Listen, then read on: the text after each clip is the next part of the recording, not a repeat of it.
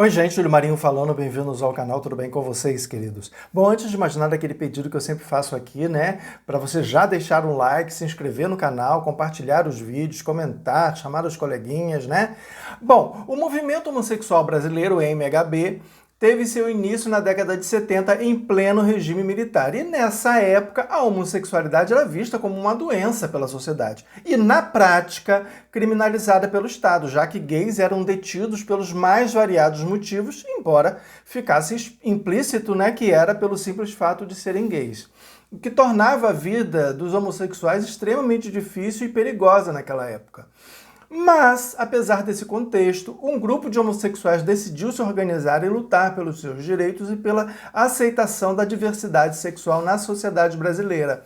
Esse grupo era composto principalmente por militantes de esquerda que viam a luta pelos direitos dos gays e lésbicas como parte da luta mais ampla por justiça social e igualdade. E foi assim que surgiu o grupo Somos de Afirmação Homossexual, uma organização sem fins lucrativos fundada em São Paulo em 1978 com o objetivo de apoiar e promover a aceitação e a integração social de gays e lésbicas na sociedade. Também em 1978 foi criado em São Paulo o jornal Lampião na Esquina, que foi um marco na imprensa brasileira. Em plena ditadura militar, o jornal foi um espaço de resistência e visibilidade para a comunidade gay e lésbica.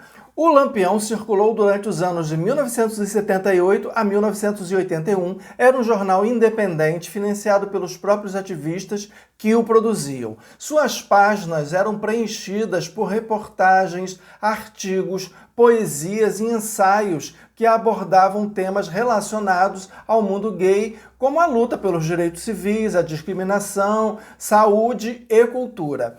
Em 1981, um grupo de lésbicas criou um outro jornal, depois transformado em boletim, chamado Xana com Xana, vendido no Ferros Bar, que era um local frequentado por lésbicas no centro de São Paulo. Os donos do estabelecimento não queriam que o jornal fosse vendido no local e as militantes chegaram a ser expulsas do bar.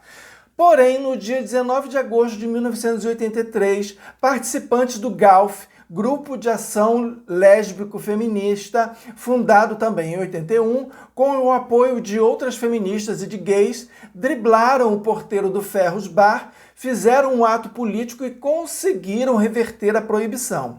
Décadas depois, militantes propuseram a comemoração do dia 19 de agosto como o Dia do Orgulho Lésbico, reconhecido, inclusive, no estado de São Paulo pela Assembleia Legislativa. A ditadura militar no Brasil atrasou em muitos anos o surgimento da luta politicamente organizada pelos direitos dos homossexuais no país, coisa que já acontecia em outros países, Bom, pouco tempo depois da criação do Grupo Somos, foi criado o Grupo Gay da Bahia, GGB, uma organização também sem fins lucrativos, fundada em Salvador, Bahia, em 1980 pelo militante Luiz Motti. O GGB é o grupo gay mais antigo da América Latina em funcionamento. O GGB teve papel fundamental na luta pela despatologização da homossexualidade no Brasil, que só ocorreu em 1985.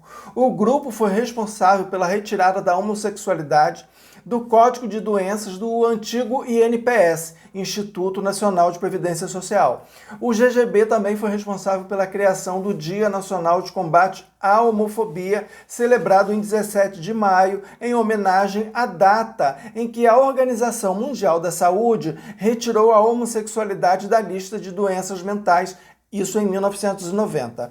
O GGB ainda é muito atuante na luta, tanto quanto seu fundador e patrono, Luiz Motti. A partir da criação do Somos e do GGB, muitos outros grupos gays foram criados e muitos ainda estão atuantes. Claro, gente, que tudo isso que eu falei foi assim um resumo do resumo do resumo, de como surgiu e de como está hoje a militância gay no Brasil. E é muito importante, principalmente para os mais jovens, estudarem sobre o assunto. Isso faz parte da história deles também, de todo mundo, de todos os gays, de todos os homossexuais não só do Brasil como do mundo. Procurem, pesquisem, aprendam e sempre tendo em mente que tudo isso lhe diz respeito. Toda essa luta, tanto aqui como no restante do mundo, é sobre você também e sobre os seus direitos, sobre a sua dignidade e sobre elevar a tua autoestima. Não esqueçam disso. Essa história toda que eu falei, né, e muito, muito, muito mais, pertencem a vocês também. Sabe? Então vocês têm que procurar aprender, procurar saber. Não precisa se aprofundar, sabe? Não precisa ser um especialista, mas se interessar pelo que aconteceu, né, antes.